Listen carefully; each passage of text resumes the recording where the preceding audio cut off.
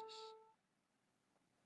Nós escolhemos uma lição para a edificação deste dia. Gostaríamos que os irmãos acompanhassem a leitura no Evangelho de Lucas, no capítulo 11, a partir do versículo 14.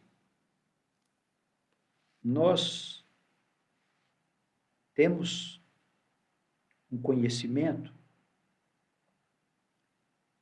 comum aos que leem, aos que buscam saber da história do povo de Deus, das religiões, que durante todo o tempo houve uma questão bastante delicada, espinhosa, em que as autoridades sacerdotais, em quase todo o tempo, elas se posicionaram contra aqueles que anunciavam novidades relacionadas com o mundo de Deus, com os interesses de Deus, a respeito da instrução do homem. Se esses princípios, ensinamentos, estivessem em desacordo com a política oficial das instituições, as pessoas eram acusadas de estarem envolvidas aí com o diabo, com Satanás. Não foram poucos os que foram perseguidos ao longo da história. E nós somos uma comunidade, um grupo de irmãos que não somos alinhados com as crenças tradicionais. Nós examinamos as Escrituras sob as bênçãos do nosso Deus para aprendermos sobre a realidade que nós não vemos, coisa que as crenças geralmente não se ocupam. Falamos de princípios que ao longo da história foram tidos como heresias.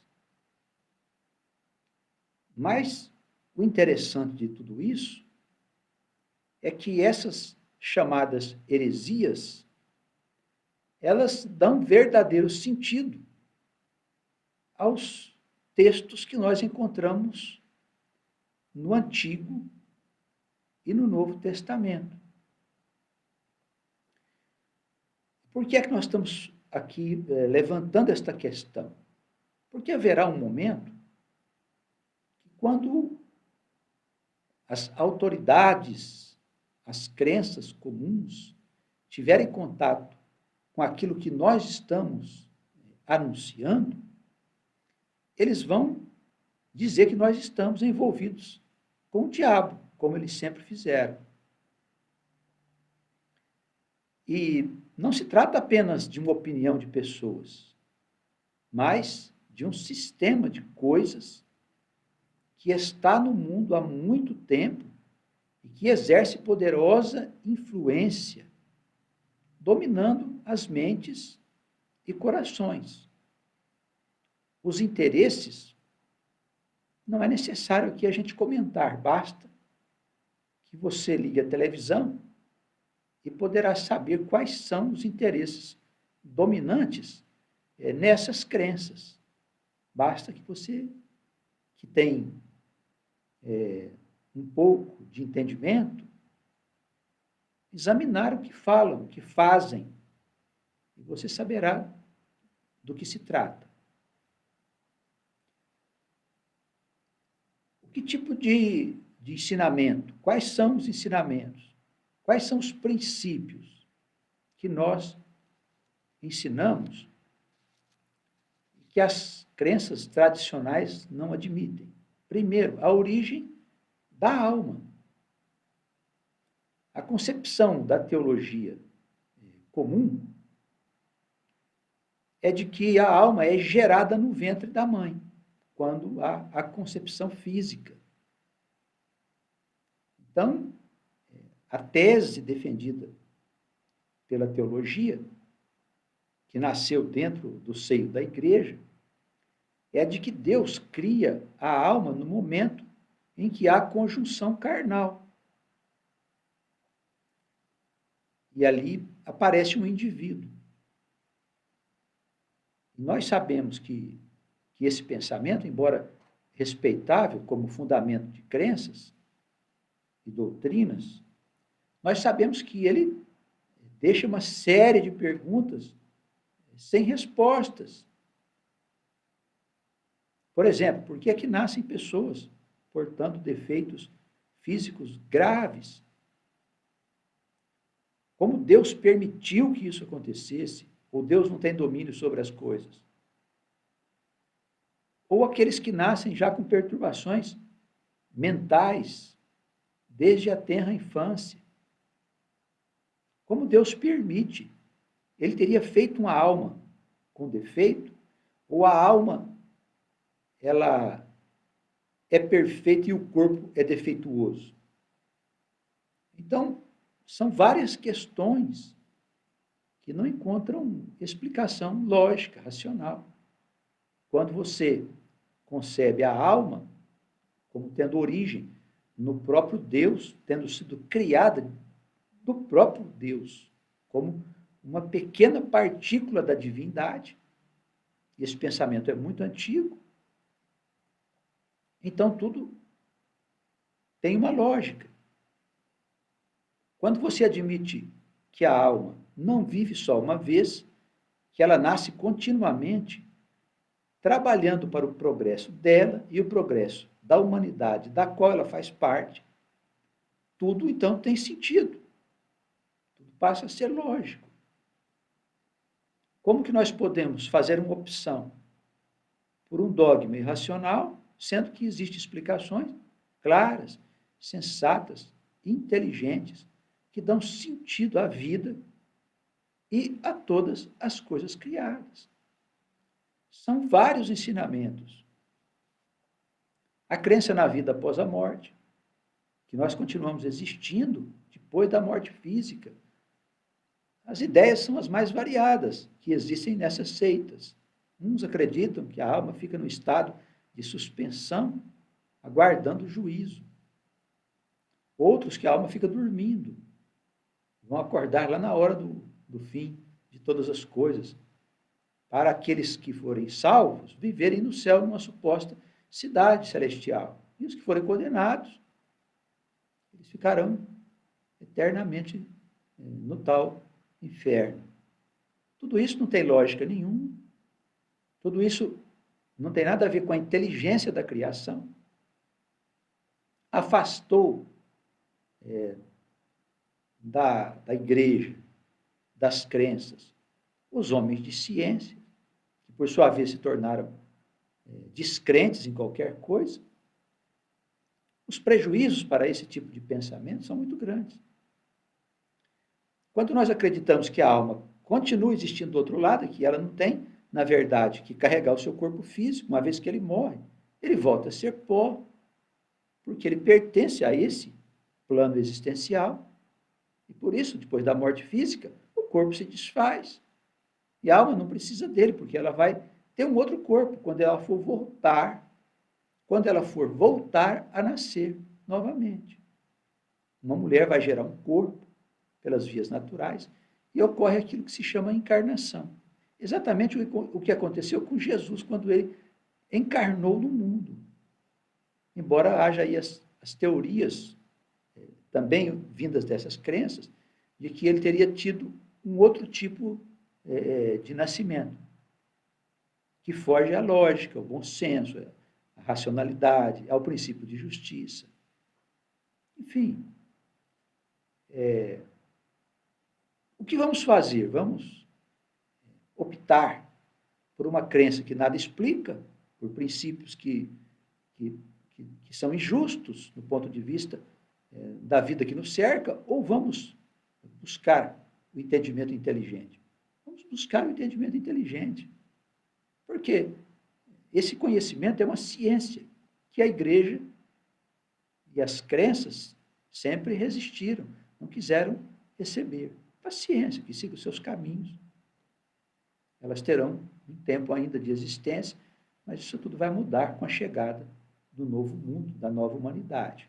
A verdade é como o sol, vai se estabelecer, ninguém vai poder impedir de maneira alguma. As escrituras mostram que o sujeito continua existindo do outro lado. Temos a aparição de Moisés, Elias, no Evangelho de Mateus, Lucas, Marcos. Está lá para quem quiser ver. Moisés e Elias, que viveram aqui. Já tinham morrido há muito tempo. Estavam bem vivos. Vieram ali visitar o Senhor. Temos a parábola do rico e do Lázaro. O rico não dava importância ao sofrimento do pobre. Quando ambos morrem, a alma do Lázaro, que era um sujeito que estava em sofrimento, ascende às regiões luminosas da criação, o seio de Abraão, como diz a parábola. E a alma do rico vai parar no inferno. O sujeito está lá desesperado. Vai alguém avisar meus irmãos para não fazer o que eu fiz e tal. Então, as escrituras têm várias passagens que mostram que existe uma relação entre os dois planos existenciais. Estas coisas são consideradas heresias. Então, nós precisamos ter uma firme convicção da nossa fé. Porque nós somos aqueles que representamos o Senhor. E quem representa o Senhor é mal visto pelo mundo. E quem representa o Senhor pode ser perseguido pelo mundo. Porque o Senhor tem a luz da verdade. E nessa passagem aqui é interessante, porque o nosso Senhor, o nosso Salvador, ele também foi perseguido e acusado de andar com o diabo. O diabo é a ignorância dessa gente. Infelizmente. O que é o diabo? É a ignorância do povo, do mundo, dessa humanidade que ainda não recebeu com alegria as mensagens enviadas pelo Criador de todas as coisas. Não receberam com alegria. Eu quero que os irmãos acompanhem comigo a leitura, porque é importante a gente ter uma firme convicção para nada abalar nossa fé amanhã. Nós já estamos sendo atormentados pelo mundo. Muitos de nós estamos sentindo opressões, tendo problemas nos nossos relacionamentos, porque o espírito do mundo ele está entrando com grande poder na terra e vai destruir a vida. Se nós não nos fortalecermos, irmãos, pode ter certeza que a gente vai sofrer e muito. Daí é necessário nós apegarmos firmemente na palavra de Deus, naquilo que recomendam as Escrituras. Oração pela manhã, leitura dos escritos sagrados, clamor ao nosso Deus para que Ele nos ajude, para que Ele esteja do nosso lado. Se a gente não fizer isso, irmãos, vai dar errado. Tenha certeza.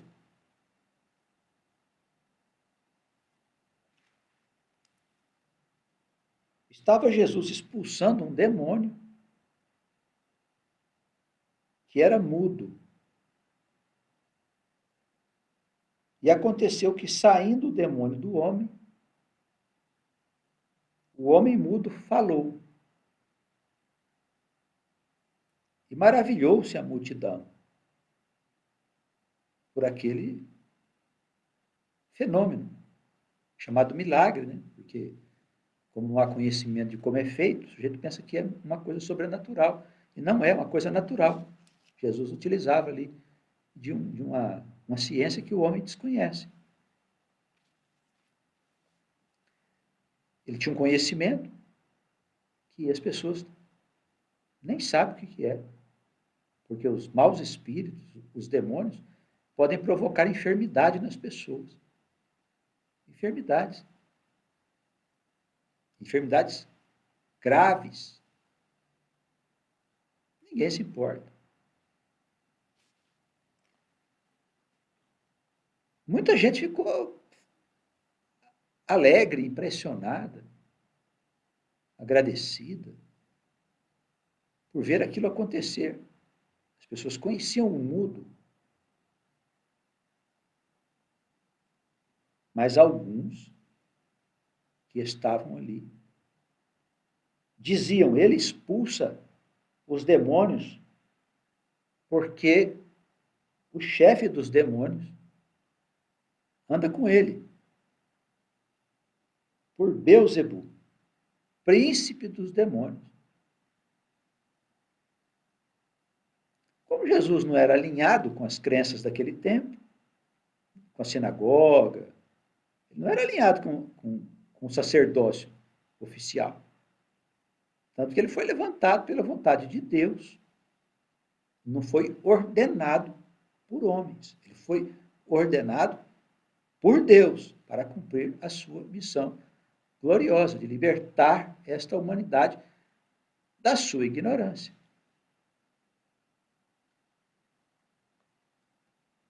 Outros que estavam ali diziam: olha, faz um outro sinal aí, um sinal dos céus. Ele tinha acabado de curar o sujeito que era mudo. E eles queriam mais sinais para se convencerem. Eram descrentes.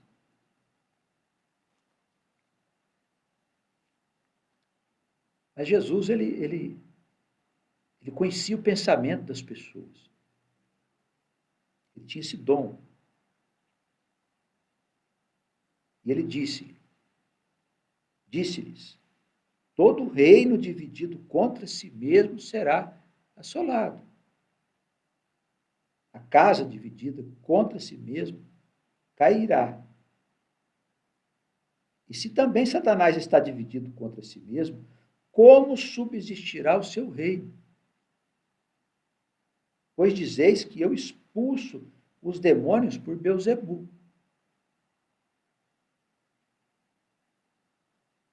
Se eu expulso os demônios por Beelzebul, por quem os expulsam os vossos filhos? Eles, pois, serão os vossos juízes. Mas se eu expulso os demônios pelo dedo de Deus, certamente a vós é chegado o reino de Deus. E aí ele começa aqui a falar sobre o poder do Satanás. Ele diz assim: quando o valente guarda armada a sua casa, e qual que vinha sendo a casa do diabo? O mundo. O mundo. Com as suas mentiras, com as suas ilusões. Quando o valente guarda armada a sua casa, em segurança está tudo quanto tem. Mas, sobrevindo outro mais valente do que ele, e vencendo-o, tira-lhe toda a sua armadura em que confiava e reparte os seus despojos. Dizia: quem não é comigo é contra mim, e quem comigo não ajunta, espalha. Não tem dois senhores, é só um senhor. O Senhor nosso, que nós chamamos de Jesus, é o Senhor dos judeus. Judeus e cristãos são, na verdade, o povo de Deus. O povo das Escrituras. Não quer dizer que todos os judeus e que todos os cristãos são em espírito e verdade. Nós sabemos disso, porque há cristãos que não honram a Cristo. Assim como há judeus que são materialistas, ateus, não creem em nada. Mas entre nós, entre os judeus e entre os cristãos, está a maior parte do povo escolhido, do povo das Escrituras. E como nós sabemos que as almas foram espalhadas no mundo através do renascimento, tudo fica muito claro. E há promessas que Deus vai ajuntar todo esse povo, todas essas ovelhas que estão desgarradas. Por qual razão Jesus diria que teria vindo exclusivamente, inteiramente, para salvar as ovelhas perdidas das tribos de Israel? Por qual razão? Não há explicação. A teologia, como ela não trabalha com lógica, nem com inteligência, e sim com conceitos dogmáticos, ela simplesmente diz assim, não, é que Jesus depois viu que não deu certo, ele pegou e chamou Paulo para poder pregar aos gentios. Uma coisa assim, é impressionante como é que eles usam um argumento desse. Jesus não sabia o que estava fazendo?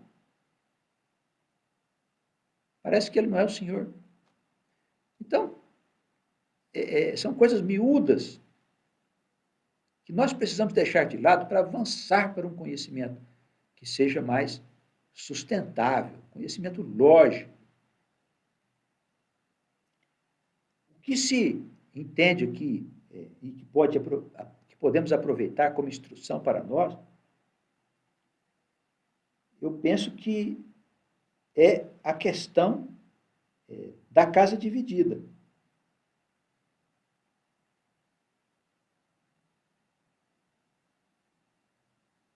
Todo reino dividido contra si mesmo será assolado.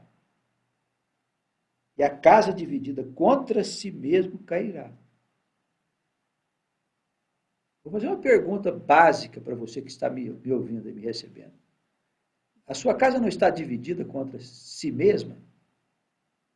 Sabe o que é divisão? É quando o homem pensa uma coisa, a mulher pensa outra.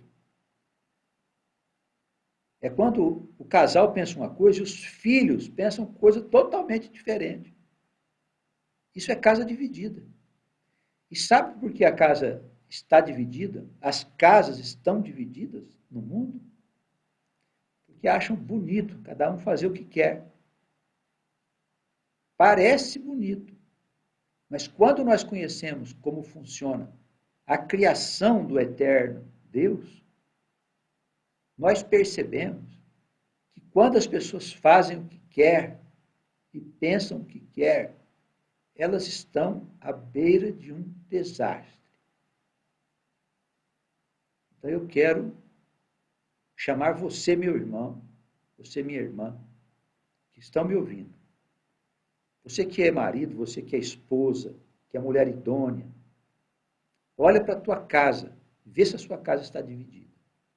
Se ela estiver dividida, quem dividiu foi o mundo. E por isso nós precisamos nos envolver a cada dia mais e mais com as Escrituras Sagradas. Ah, mas como é que nós vamos falar com o filho e tal? Os filhos estão infectados pelo espírito do mundo. Está em todo lugar. A internet, telefone celular, isso aí. Piorou consideravelmente. Então, como eu vou trazer a harmonia para dentro da minha casa? Eu preciso começar. Eu quero dirigir uma palavra, especialmente hoje, aos maridos. Porque os maridos têm um papel especial em casa. Ele é o esteio da casa. E essa história de feminismo, que é tudo muito bonito, vende bastante, vende muitas ilusões, mas tudo isso não tem nada a ver com a instrução das Escrituras Sagradas. O homem, ele é o esteio da casa. Sabe o que é o esteio? Antigamente tinha um esteio, né? Era uma coluna de madeira que sustentava o telhado da casa. Se o esteio rompesse, a casa cairia. Acho que os mais jovens não devem saber disso, mas os mais velhos, sim. Então, o homem é o sustentáculo da casa. É você, homem. É você que precisa começar a mudar. Não existe culpa. Ah, não, mas minha mulher é culpada. Ah, mas meu marido é culpado. Ah, meus filhos são culpados. Esquece, que culpa. É o espírito do mundo. É ele que está fazendo uma desgraça na vida dessa humanidade. E como você não sabia, ele entrou dentro da tua casa. Ele está destruindo a tua casa. Se você chegar à conclusão que a tua casa está dividida,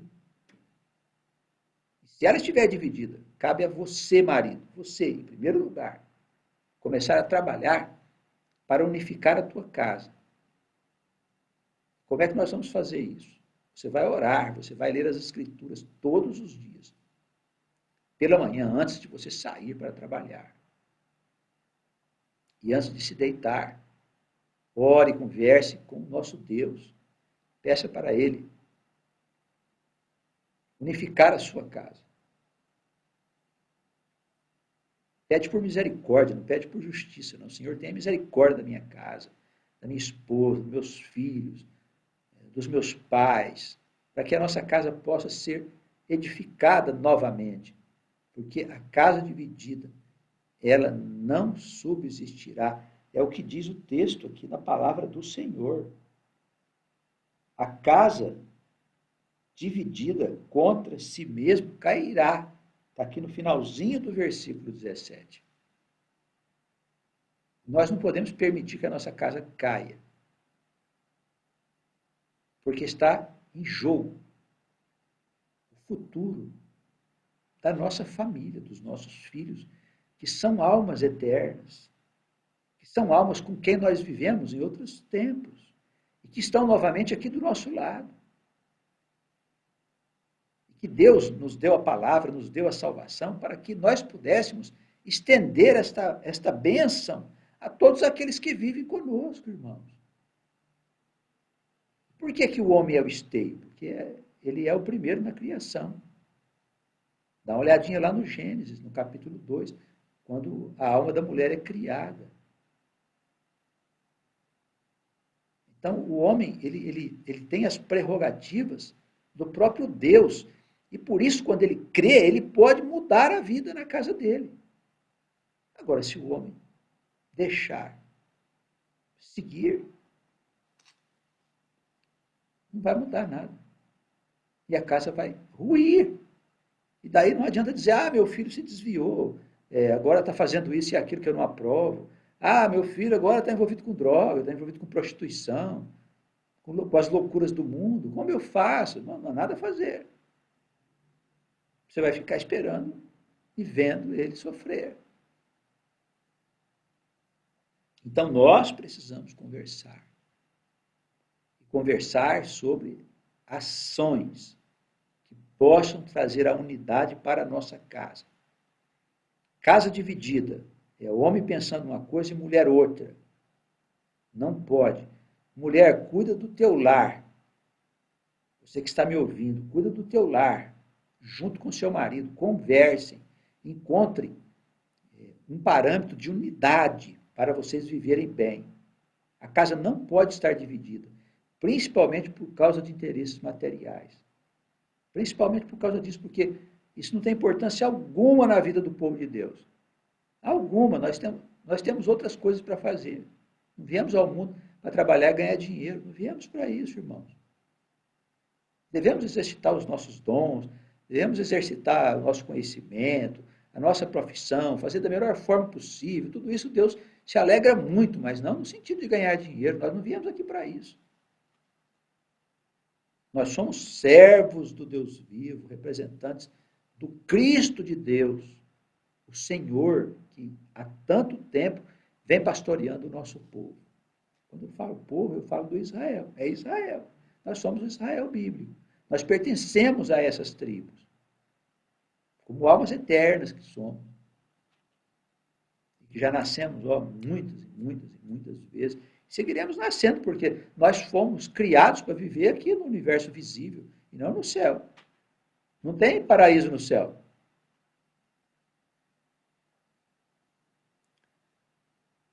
Temos muito a aprender. Mas essas coisas, talvez, como fizeram com Jesus, vão dizer, não, vocês devem estar perturbados, devem estar loucos. Existe uma ordem, é uma ciência. Mas é injusto que a mulher seja inferior ao homem. E quem está falando de inferioridade? Nós estamos falando de complemento. Os dois formam um. É isso que as Escrituras nos ensinam. E quando a mulher se divide, quando o homem se divide, o que acontece? A casa vai ruir. Os filhos vão ser mal-sucedidos. em tudo que forem fazer, você vai ser mal sucedido. As coisas que você faz não vão dar certo, porque a tua casa está dividida. Jesus, ele fala mais aqui, coisas importantes para nós. Quando nós conhecemos o Senhor, estávamos envolvidos nas mentiras do mundo, se é que já saímos delas.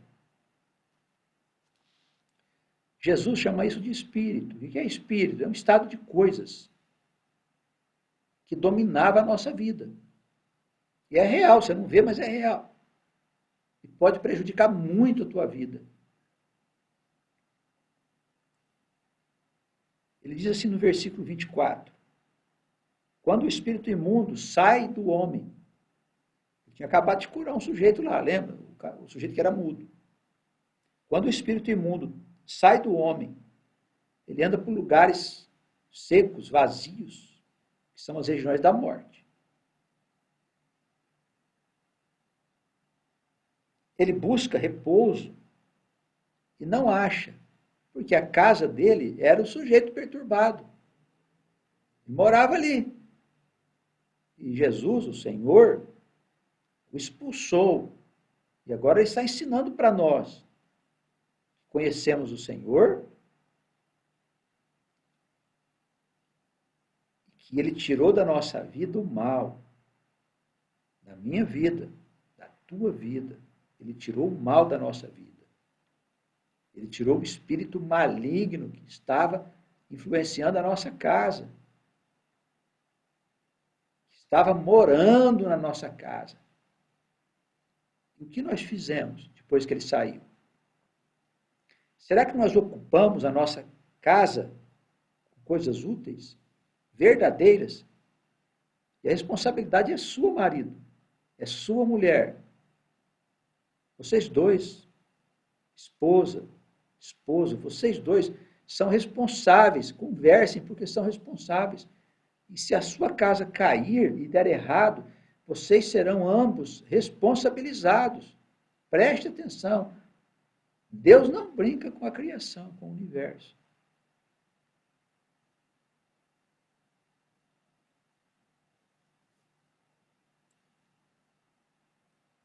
O que diz o Espírito? Voltarei para minha casa. Vai voltar, ele vai voltar para ver o que você fez. Se você mudou ou não. Se você ocupou verdadeiramente, ou se você continua o mesmo homem de anteriormente. Percebe? Ele vai fazer o quê? Ele vai entrar de novo na casa. E as coisas vão voltar a ser como era? Não, as coisas vão piorar significativamente. Porque ele traz 7 espíritos malignos que são amigos dele para morar na tua casa. E o estado da sua vida, o estado desse homem, é pior do que quando ele foi bater na porta da casa do Senhor. Percebeu? Isso é a lei da natureza, meu filho. Não é A, B, C, não. Aquele ali não acontece porque não crê. Não, é lei da natureza. É lei natural. Deus vem e afasta o mal. E diz, olha, arruma a tua casa. Aí você não arruma, enfeita a casa. Deixa ela vazia, enfeita com bobagem. Quais são os enfeites do mundo? Bobagens. Vendem bobagens na internet hoje. A mancheias. Rede televisiva, ilusão, telenovelas, filmes, coisas que não tem nada a ver com a realidade do mundo. É tudo fantasia, tudo ilusão. E as almas acolhem, as pessoas acolhem essas ilusões, por imaturidade, por despreparo.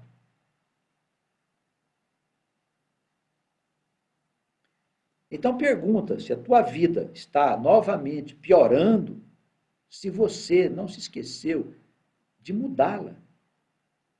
Porque a gente não conhece a Deus e continua sendo do mesmo jeito. Não dá. Porque Deus é disciplina, Deus é ordem. Existe uma orientação de Deus de como você conduz a sua casa. Existe uma orientação de Deus de como você educa os seus filhos. Existe uma orientação de Deus de como você deve proceder nas questões relacionadas com a vida, com tudo. Você não se interessa,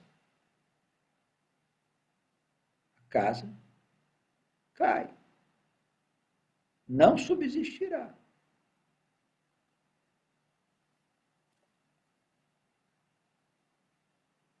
E aconteceu que, dizendo ele, o Senhor, estas coisas, uma mulher que estava ali no meio da multidão, ela disse: bem-aventurado o ventre que te trouxe e os peitos em que mamaste. Ela ficou impressionada com aquilo, tocada, e falou essa maravilha para ele, né? Bem-aventurado a mulher que te trouxe ao mundo, os peitos em que mamaste. E ele respondeu, como era do seu feitio, ele era direto e reto, né? Bem-aventurado de verdade são aqueles que ouvem a palavra de Deus e aguardam. Em que sentido? Não é guardar na gaveta, não. A Escritura nunca mais olhar para ela. Não é não, viu? Guardar é observar os mandamentos, as regras, a palavra que orienta. É isso, irmãos. Esse é o verdadeiro bem-aventurado. Quem ouve a palavra, quem a pratica. Sabe por que você pode fazer isso? Vou te dizer por quê. É fácil. Porque nós vamos morar numa nova civilização daqui a pouco. Nós, eu, você, os nossos filhos. E essa nova civilização é a nossa habitação, nós vamos morar nela. Alguns de nós vamos morrer daqui a 20 anos, por aí, 30 anos, vamos morrer fisicamente, mas a nossa alma vai estar voltando, se levantando na descendência dos nossos filhos e netos. Esse é o mecanismo da criação, funciona assim, a alma sempre volta para continuar vivendo e construindo, desfrutando da vida maravilhosa, diga-se de passagem, que haverá no futuro. No mundo que nós vamos construir com o nosso trabalho, todos nós, sob a influência poderosa do Espírito de Deus. Então, isso, irmãos, é um prêmio maravilhoso. Então, nós podemos e devemos buscar a Deus, conhecer nosso Deus, instruir os nossos filhos, fundamentado na palavra do nosso Deus, tendo cuidado de não deixar nossos filhos se envolver muito com o mundo, as nossas crianças, não deixar se envolver muito com o mundo, com essa coisa de tecnologia. As crianças não precisam disso. Não precisam. Alguns sábios aí do mundo, algumas linhas de educação, acham que a criança tem que já conhecer a telefone celular, a internet, já desde pequeno, para aprender a raciocinar os novos padrões. Isso tudo não passa de bobagem. A criança não precisa disso, a criança precisa desenvolver os seus sentimentos, precisa aprender a conhecer a natureza, a respeitar os animais, as plantas, a respeitar as pessoas. Nós temos um monte de criança que não respeita os adultos. Começa que chama os adultos de você. Acharam bonito isso, né? Uns anos para cá, criaram essa bobagem do filho chamar o pai de você. Não, me chama de você, não precisa me chamar de senhor. Não tem respeito. Se é você, é que nem um amiguinho dele da escola. Então, nós vivemos uma situação de apodrecimento da vida. E quem é que pode cuidar disso? Você que é pai, você que é mãe, zelando dos seus filhos. Ah, então o pastor é contra o progresso? Não, não sou contra o progresso. Mas nós não podemos perder o tempo da nossa criança, que é o período mais importante da formação do caráter, do desenvolvimento de todos os valores do indivíduo, que vai de 0 a 7 anos. Eu te afirmo com toda certeza que depois dos 7 anos, a criança pode ser introduzida no conhecimento da tecnologia, que ela vai aprender rapidinho. Agora, não é possível nós formarmos uma criança, já desde pequena, envolvida com tecnologia, desprezando os valores verdadeiros da alma. Porque ela pode ser uma pessoa de grande sabedoria na área de tecnologia. Mas se ela não for uma pessoa de bem, ela não serve para nada. O conhecimento dela não serve para coisa alguma. Ainda é capaz de usar o conhecimento para ganhar dinheiro e ficar rico e se perder na riqueza, porque a riqueza é uma coisa perigosa. As escrituras ensinam isso. E você vê seu filho depois ser condenado. É isso que você quer? Então nós precisamos fazer escolhas, irmãos, nesse momento tão sério, tão grave da nossa vida. Basta dar uma olhadinha, ver o que está acontecendo no mundo. Não é possível que você não tenha inteligência suficiente para perceber que isso está desmoronando. Está uma grande confusão no planeta e você não sabe a resposta. Por que está essa grande confusão? Mas eu te digo, porque o mal está entrando no mundo, conforme as profecias afirmaram que iria acontecer. A crise do fim dos tempos está se aproximando rapidamente. Você quer perder o seu filho, sua filha, sua criança? Não se envolve, não envolve muito sua criança com as coisas do mundo. Procura ouvir Deus. Faça um esforço, porque a sua casa não vem a ruir. A palavra é clara para nós. Ah, eles são doidos, são malucos e tal. Diziam que Jesus era maluco, louco. A família dele foi lá, perdeu o juízo. Dê certo.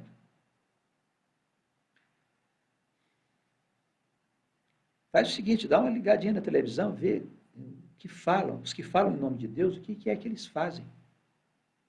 As notícias que são dadas pelos meios sérios de comunicação, né? A gente vive num tempo que está cheio de mentirada, nessa tal de internet, um ambiente mentiroso, pessoas falsas que não são verdadeiras. Então nós temos que ter cuidado com o que a gente ouve nesse ambiente. Mas existem jornais e redes de comunicação que são sérias. Dá uma olhadinha no que está acontecendo. Essas pessoas que falam o nome de Deus, o que elas fazem. Você mesmo usa a sua inteligência, para você saber de que lado está a loucura. Ah, você vai se ofender com isso? Se chamaram o nosso Senhor, né, de louco, disseram que ele estava endemoniado, imagina o que não dirão de nós, que somos apenas servos do Senhor. Vai se preocupar com isso? Tanto faz. Pior se eles estivessem falando bem de nós. Aí seria bem pior. Jesus disse, assim eles faziam com os falsos profetas. Né? Então abracemos a nossa luta, a nossa responsabilidade, na certeza de que o nosso Deus é um Deus fiel. Durante toda a história ele foi fiel ao nosso povo.